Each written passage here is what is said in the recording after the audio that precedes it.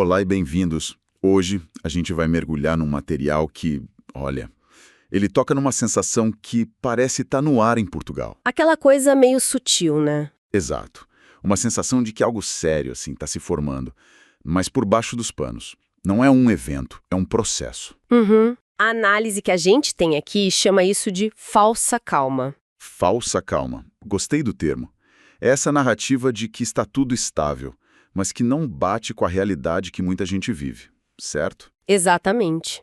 E o material de hoje são trechos de uma análise com um nome bem forte. Uma análise prospectiva em estado de consciência. Nossa. E o que eu acho mais interessante é a perspectiva do autor. Ele é um cidadão português, nascido na África, viveu quase 20 anos na Ásia, a maior parte na China. Uau. E depois de tudo isso, ele voltou para Portugal. Então é um olhar de quem é de dentro, mas que esteve fora por muito tempo. É aquela coisa, né? A pessoa consegue ver a floresta porque não passou a vida toda abraçada na mesma árvore. Perfeito, é isso. E é bom a gente alinhar aqui o objetivo. Isso não é um texto político, não é sobre imigração, a missão é outra. Totalmente. A ideia é fazer uma leitura da estrutura do país. É como um médico olhando para vários sintomas. Tipo dívida, salários estagnados, crise de moradia. Isso, sintomas que parecem separados, mas que ele tenta conectar para achar a causa raiz. E o mais legal é que ele não começa com números, ele começa com a história dele. E foi essa parte que me pegou de cara. Ele conta que quando voltou para Portugal, conseguiu um emprego normal, mas se recusou a ter só uma fonte de renda. Ele sentiu que era arriscado. Pareceu isso. E aí ele começou um trabalho em meio período com música e entretenimento. O que é fascinante é a motivação. Não era tipo por necessidade imediata de dinheiro. Era mais uma estratégia. Era uma busca por autonomia, por resiliência. Ele não queria colocar todos os ovos na mesma cesta, sabe? E quando o mercado da música ficou saturado, ele não se desesperou. Ele se adaptou. Isso. Ele viu que o audiovisual estava crescendo e migrou para lá. E foi aí que ele bateu de frente com uma barreira que muita gente conhece bem. Sei, os cursos caríssimos. Exato. Ele pesquisou cursos de audiovisual e encontrou valores assim absurdos, perto de 4.000 euros. Nossa. E na opinião dele, o conteúdo não justificava o preço. Então, em vez de desistir ou reclamar, ele seguiu um caminho bem diferente. O do autodidata. E é aqui, nesse ponto, que a história pessoal dele vira a chave para a gente entender a análise do país. Como assim? Ele passou 5 anos estudando sozinho, testando, errando, montando o portfólio do zero. O reconhecimento que ele conseguiu não veio de um diploma caro na parede. Veio do trabalho dele, na prática. Veio da qualidade que ele entregava, validado pelos clientes, pelo público. Quer dizer, o mercado validou ele mais do que qualquer certificado. Isso vai contra toda a lógica do sistema educacional, não vai? Totalmente. E expõe uma falha. Ele usa a própria experiência para mostrar a tese central dele. Quando os sistemas, seja a educação, o trabalho, quando eles falham, as pessoas são forçadas a criar os próprios caminhos. As próprias rotas de fuga. Exato. A jornada dele é um microcosmo do que ele acha que o país precisa entender em macroescala. Que ponte interessante, a história dele como um modelo em miniatura do país. Se ele precisou criar o próprio caminho, o que a análise diz sobre as falhas do sistema em nível nacional? Bom, aí ele entra no diagnóstico usando uma metáfora que eu achei ótima. Ele diz que a economia é o esqueleto de uma nação. E a sociedade é o sistema nervoso. Entendi. Se o esqueleto é fraco, o corpo todo sente. Isso. E segundo ele, o esqueleto português tem uma fragilidade que ele chama de triângulo da dependência. Triângulo da dependência, ok. Vamos detalhar isso. Qual seria o primeiro ponto? O primeiro é a dívida crônica e a perda de soberania monetária. A análise diz que a dívida de Portugal não é de uma crise específica, é um padrão. É crônico. Uma condição histórica. Exato. E com a entrada no euro, Portugal perdeu uma ferramenta fundamental, que é o controle da própria moeda. As decisões do Banco Central Europeu servem para a média da zona do euro, o que nem sempre serve para Portugal, entende? Claro. Limita muito a capacidade de reagir a uma crise. É como estar num barco grande sem poder mexer no próprio leme. E o segundo ponto do triângulo? O segundo é um modelo de baixa produtividade. O texto diz que a economia se especializou demais em turismo, construção, Setores que geram muito emprego, mas que pagam salários mais baixos. Isso cria um ciclo vicioso muito perigoso.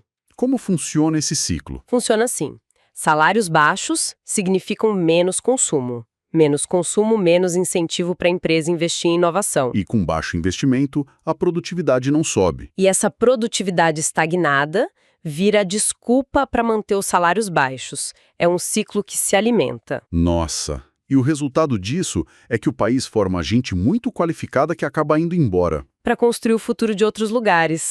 É quase como se a gente estivesse exportando o nosso próprio futuro, não é? É a definição perfeita. O capital humano vira produto de exportação. E isso leva direto para o terceiro ponto do triângulo, a dependência dos fundos europeus. Ah, esse ponto é polêmico. Muita gente diria que sem esses fundos seria muito, muito pior. Sim. E a análise não é ingênua. Ela reconhece que os fundos foram e são essenciais. A crítica não é a existência deles. É o uso que foi feito. Exato. A tese é que eles criaram uma ilusão de progresso financiado de fora. Em vez de servirem para uma mudança estrutural de verdade, muito desse dinheiro teria ido para consumo ou para projetos que não mudaram a base produtiva do país. O que acabou gerando mais dependência em vez de autonomia. Segundo o autor, sim. Entendi. Então, se esse é o esqueleto, frágil, dependente, como isso afeta o tal sistema nervoso, a sociedade no dia a dia? O impacto é direto. A primeira consequência que ele aponta é o envelhecimento da população, que é acelerado pela imigração, A tal fuga de cérebros. que ele chama de válvula de escape. A curto prazo, alivia a tensão social, o desemprego, mas a longo prazo, o custo é altíssimo. Cada jovem que sai é menos inovação, menos gente contribuindo. É uma sangria lenta do futuro. E isso nos leva a outro problema que hoje talvez seja o mais visível de todos. A crise da habitação. Impossível não falar disso. Impossível. O texto é duro nesse ponto. A habitação deixou de ser uma base de estabilidade para virar um ativo financeiro, um objeto de especulação. E ele marca um ponto de ruptura muito claro.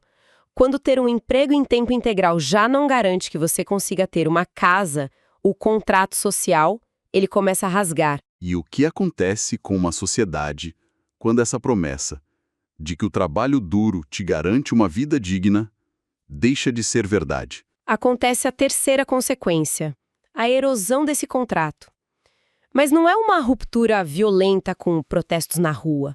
É algo mais sutil, O que seria? o que ele chama de normalização do mal-estar. Uma espécie de resignação coletiva, um cansaço. Normalização do mal-estar. É um termo forte. É como se as pessoas se acostumassem com o ruim por não verem saída. Exatamente. E é aí que mora o perigo. Porque a resignação paralisa.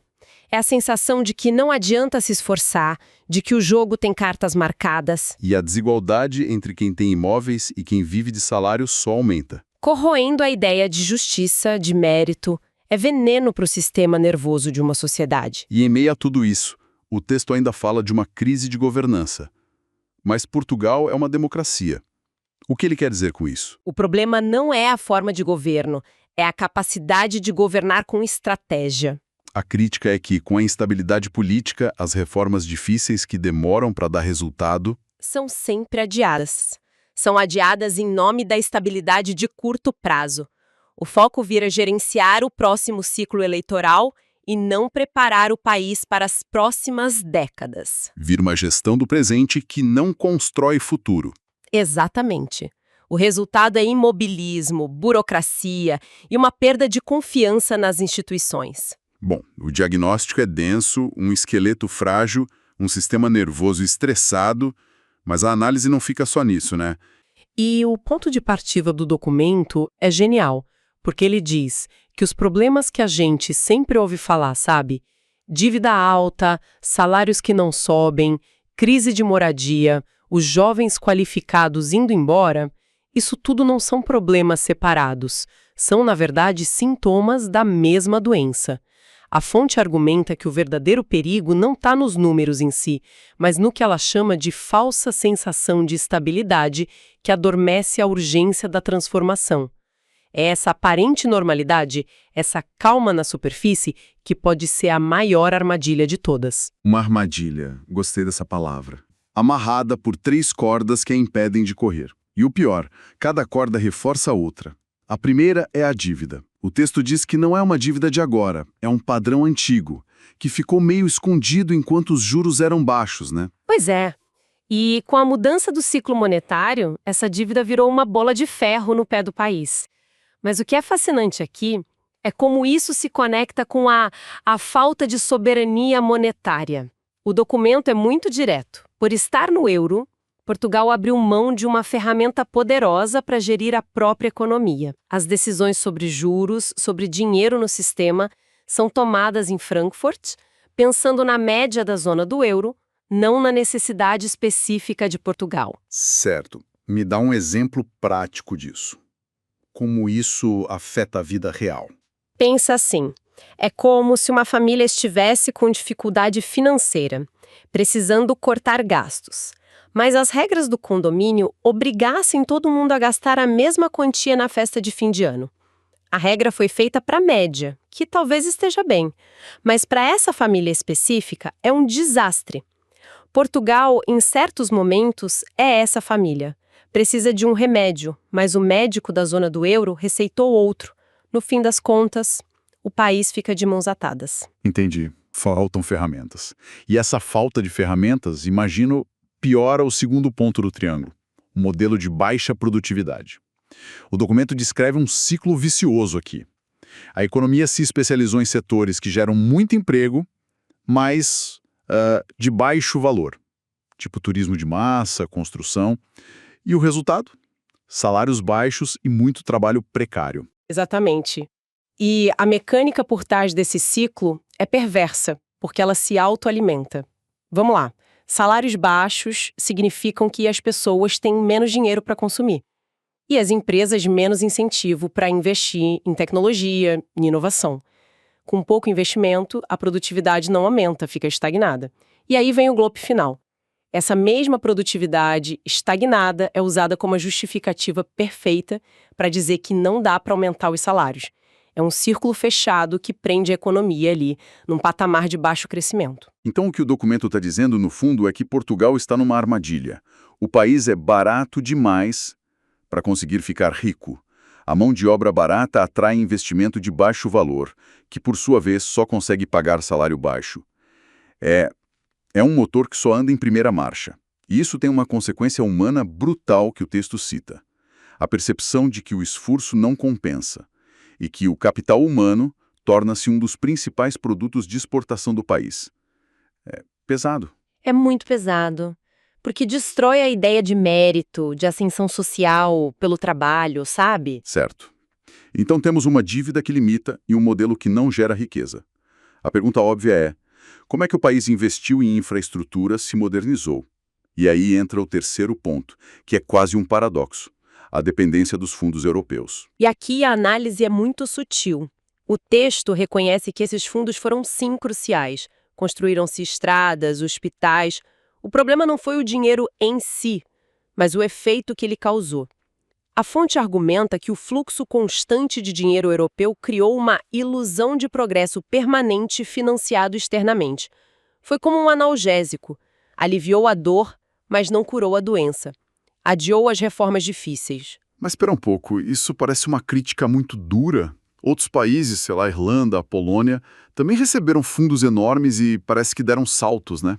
A fonte argumenta que, em Portugal, uma parte muito grande desses fundos foi para consumo, ou para obras públicas que não necessariamente aumentavam a capacidade produtiva, ou para subsidiar setores que já eram de baixa produtividade.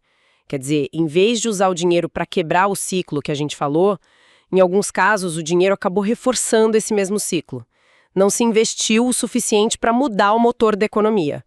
A frase de impacto que o documento usa para resumir isso é cortante. O resultado é dependência, não autonomia. Uau! É uma análise econômica demolidora. E, para passar para o lado social, A fonte usa uma metáfora ótima. Diz que se a economia é o esqueleto, a sociedade é o sistema nervoso. É aqui que os números se transformam em frustração silenciosa e perda de horizonte. E o primeiro sintoma nesse sistema nervoso é a combinação de envelhecimento e emigração. A imigração dos mais qualificados é descrita como uma válvula de escape. Uma válvula de escape que alivia a pressão no curto prazo, claro. Quem está mais insatisfeito e tem mais energia simplesmente vai embora. Só que essa solução tem um custo invisível e gigantesco a longo prazo. Cada jovem talentoso que sai é menos inovação, menos impostos para a segurança social, menos dinamismo. O texto diz que é menos futuro coletivo. Essa sangria de talentos não só não resolve o problema econômico, como agrava brutalmente a crise demográfica, que já é seríssima. Entendi. Então, é quase como se a solução de curto prazo à imigração estivesse roubando as ferramentas para a solução de longo prazo, que seria ter gente qualificada para inovar e aumentar a produtividade. Faz todo sentido. E isso leva a outro sintoma muito concreto que todo mundo sente: a crise da habitação. Sim, e a análise aqui é que a habitação deixou de ser um pilar de estabilidade para as famílias e virou um ativo financeiro global. O mercado imobiliário em Lisboa ou no Porto já não responde só à economia local, responde a investidores do mundo todo. E o documento chegou a uma conclusão assustadora, e eu vou citar: trabalhar a tempo inteiro já não garante acesso a uma casa digna. Quando isso acontece, o contrato social começa a falhar. Essa expressão, contrato social, parece uma coisa meio vaga, né? O que exatamente ela significa nesse contexto? Como esse contrato está falhando na prática? Ótima pergunta. O contrato social é aquele acordo não escrito, sabe? A ideia de que se você seguir as regras, estudar, trabalhar duro, você vai ter acesso a uma vida digna. Uma casa, segurança, saúde, educação para os filhos. O que a crise da habitação faz é quebrar a promessa mais básica desse contrato. Ela mostra que o trabalho, para uma geração inteira, já não é suficiente. E isso gera o que o documento chama de normalização do mal-estar. Não é uma revolução, é uma resignação, um cinismo que vai corroendo tudo. A percepção de que o jogo tem cartas marcadas, favorecendo quem já tem patrimônio em vez de quem produz com seu trabalho. E essa frustração toda, essa quebra de confiança, imagino que nos leve à camada final da análise: a política, a crise de governança. Mas eu não entendo uma coisa. Se todo mundo vê a crise da habitação, sente a imigração dos jovens, por que o documento diz que as reformas estruturais são sempre adiadas? O que está impedindo a ação? O documento argumenta que o problema não é a falta de democracia, mas o que chama de incapacidade de governar estrategicamente. A lógica descrita é a da sobrevivência política de curto prazo. As reformas estruturais que o país precisa, na justiça, na administração pública, no modelo econômico, são difíceis, são impopulares e os resultados só aparecem anos depois. Nenhum governo quer pagar o custo político de uma cirurgia dolorosa, preferindo administrar mais um analgésico para aguentar até a próxima eleição. O foco está em gerir a crise do dia, não em construir o futuro. Então, o sistema político fica refém do presente. Exatamente. E a consequência disso é o imobilismo, o aumento da burocracia e, no limite, uma perda de legitimidade das próprias instituições. E isso levanta uma questão importante que o texto deixa no ar: se o sistema político está focado só na sua própria sobrevivência, quem está pensando no longo prazo do país? Essa paralisia política é a cola que mantém o esqueleto econômico defeituoso e o sistema nervoso social doente juntos, impedindo qualquer cura real. Diante desse diagnóstico tão complexo, a parte final do documento, a que olha para o futuro, é bem intrigante. Apresenta 4 cenários possíveis. O primeiro é o ajustamento gradual e controlado, que seria o ideal, né? Reformas profundas feitas de forma consciente. O segundo é a estagnação prolongada. Esse me parece o mais traiçoeiro, uma espécie de decadência em câmera lenta. É o cenário de cozinhar o sapo em fogo baixo, né? Sem grandes crises, mas com um empobrecimento gradual e a perda de relevância. Depois vem o terceiro, A crise aguda por choque externo. Aqui o ajuste é forçado. Vem por um evento de fora, uma nova crise financeira, energética, algo que tira completamente o controle do país. E por último, o quarto cenário, a fragmentação silenciosa, onde as desigualdades aumentam tanto que o próprio conceito de um projeto nacional começa a se desfazer. É uma lista de futuros bem sóbria. Basicamente, temos 2 caminhos de ajuste, um que a gente controla e um que nos atropela, e 2 caminhos de decadência. Exato. E a tensão entre eles é o ponto-chave. Comparar a dor aguda e rápida de uma crise súbita, o cenário 3, com a dor crônica e corrosiva da estagnação, o cenário 2, é muito interessante. A estagnação parece mais confortável no dia a dia, mas pode ser muito mais destrutiva a longo prazo. É como escolher entre uma cirurgia necessária, mas dolorosa, e uma doença crônica que vai te debilitando aos poucos. O ponto fundamental que a fonte sublinha é que a escolha real não é entre ajustar ou não ajustar. O ajuste vai acontecer de um jeito ou de outro. A escolha é entre um ajustamento controlado, feito nos termos do país, e um ajustamento imposto que será infinitamente mais doloroso. Então, o que isso tudo significa? A mensagem central parece ser essa: a mudança é inevitável. A questão não é se, mas como. E o texto repete uma ideia que me marcou. Adaptar-se cedo é sempre menos doloroso do que negar a realidade até o limite.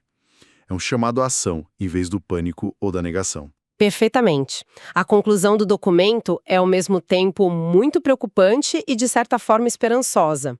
Termina com a frase de que Portugal ainda tem escolhas e ainda tem tempo.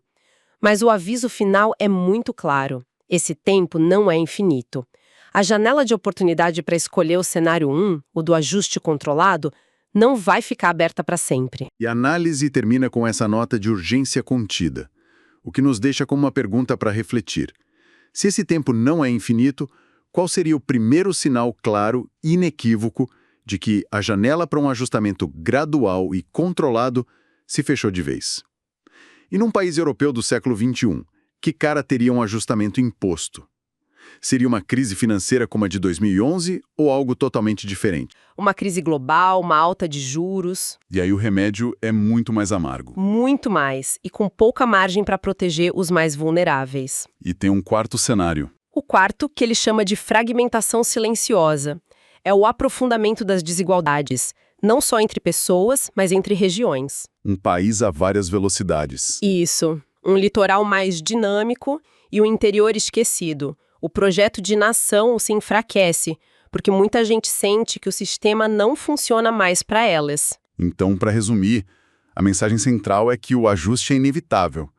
A questão não é se, mas como vai acontecer. Exatamente. Se vai ser uma escolha, um definhar lento, uma imposição dolorosa ou essa fragmentação. A conclusão parece ser que encarar a realidade agora é sempre menos doloroso. É isso.